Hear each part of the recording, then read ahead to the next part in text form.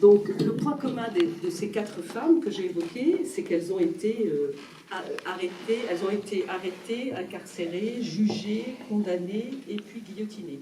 Voilà, donc la structure du livre est vraiment... vous les prenez pas une par une, mais vous prenez... Alors, elles sont jugées, toutes les 4, enfin voilà, chacune, puis après, je veux dire, elles sont...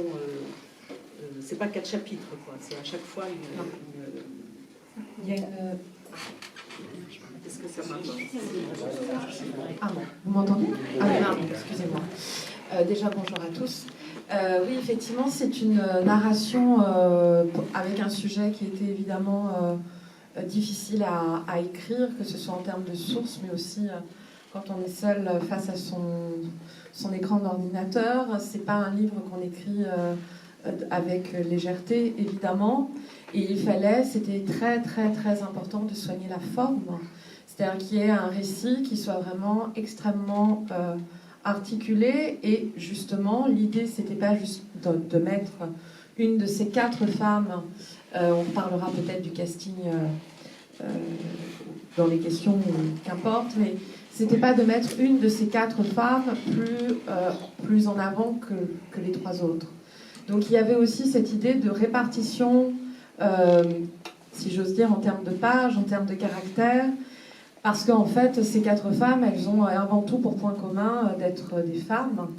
Et alors, pardon, je sais que la table ronde est consacrée à l'histoire de la terreur.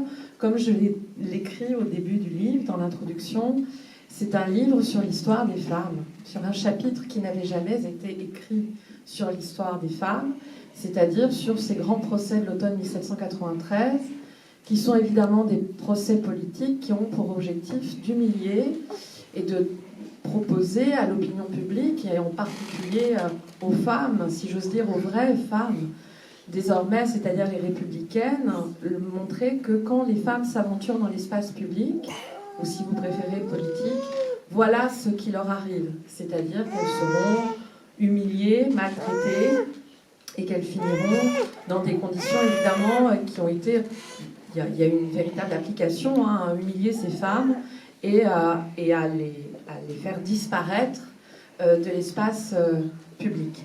Donc c'est aussi pour ça que j'ai articulé ce récit en 5 temps qui correspondent donc effectivement au temps de l'arrestation. Je commence d'ailleurs avec la journée du 10 août 1792 pour Ginette, évidemment, et puis j'avance dans mon récit avec les conditions carcérales, parce qu'évidemment ce ne sont pas les mêmes conditions carcérales selon la femme et selon le temps d'incarcération, le temps des procès, qui sont très différents les uns des autres, le temps de la condamnation à mort, c'est-à-dire comment on apprend que l'on va mourir encore somme toute assez jeune, d'une mort politique, hein, je le rappelle, et puis évidemment le temps de l'exécution. On pourrait croire que ce sont des temps identiques et pas forcément selon les 4 femmes, justement. Et alors ces femmes ont des origines différentes, elles sont toutes...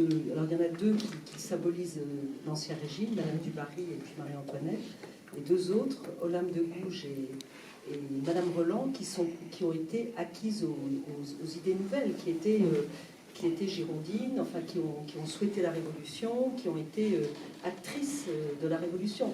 Donc elles se retrouvent finalement toutes les 4 balayées dans ces procès politiques.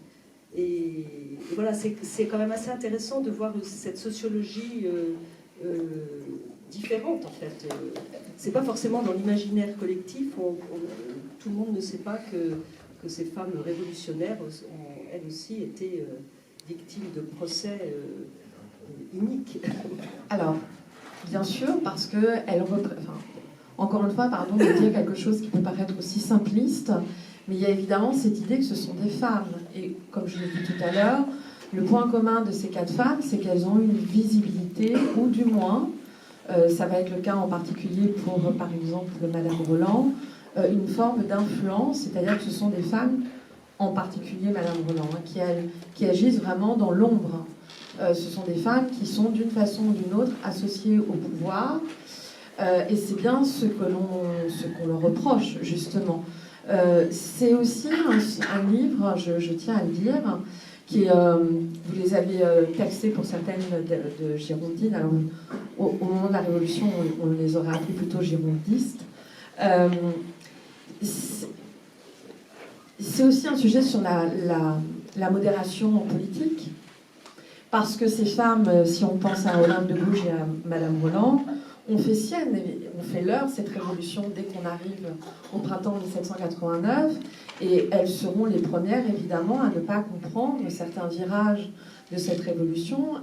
Elles vont approuver des temps de radicalité, et puis d'autres temps qu'elles vont évidemment condamner. Donc évidemment, c'est aussi un sujet sur la modération, et aussi la haine qui passe par le verbe et l'image, qui sont autant d'outils de destruction. J'insiste, le verbe et l'image, autant d'outils de destruction, au sein de ce qu'on appelle évidemment déjà au XVIIIe siècle l'opinion publique. Voilà.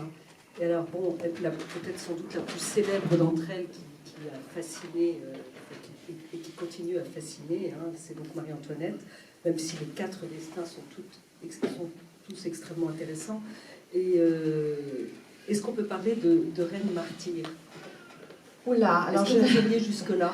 Quand on lit son arrestation, son incarcération, son jugement, sa condamnation et son exécution, on est quand même on est bouleversé. Enfin, après, je ne suis pas certaine que le destin d'une Madame Roland, qui elle aussi est arrêtée, elle aussi est privée de son enfant, etc., soit forcément peu ou prou, plus... C'est parce qu'elle est reine, alors qu'elle a été reine, mais forcément, la chute est d'autant plus forte.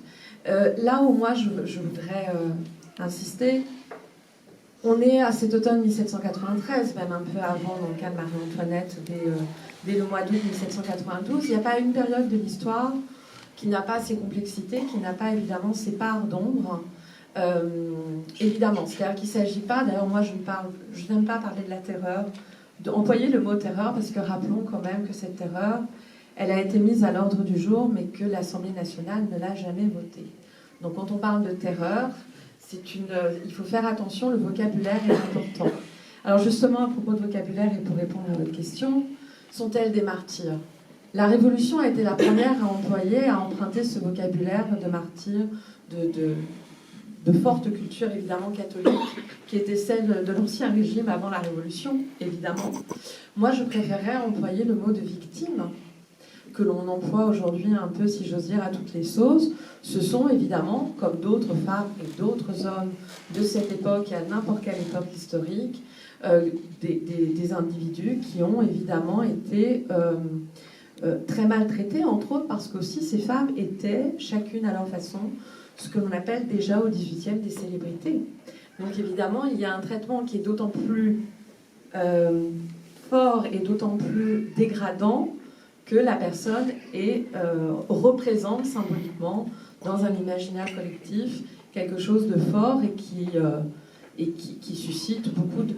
Ces femmes ne suscitent pas une telle politique de haine et une telle misogynie qu'à l'automne 1793. C'est le XVIIIe siècle dans son ensemble qui est profondément misogyne. Le XIXe siècle n'a rien inventé. Ce XVIIIe siècle, quoi qu'on en dise, on a beau essayer de nous le vendre, le siècle de l'ambition féminine, il y a eu des destins possibles parce que ces femmes avaient des compétences.